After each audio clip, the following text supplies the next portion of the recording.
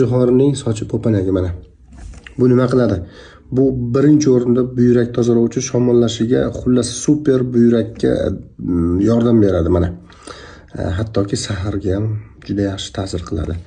Namatakning foydasini hamma biladi. Va legendarniy piyoz. Bu piyoz haqida o'tgan safar video qilganman. Juda ham yaxshi prosmotr bo'lgan.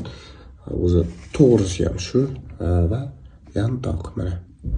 Yantoq ko'chalarning chetida tiqilib yotibdi. Biz bilmaymiz buni qanaqangi foydalari bor. Bu ham super tozalovchi, immunitetingizni ko'tarib beradi.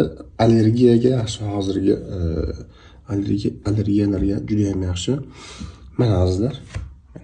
Mana shularni yig'ib bemalol oilaviy ichib yuravering. Faqat homilador ayollar iloji bo'lsa ichmang.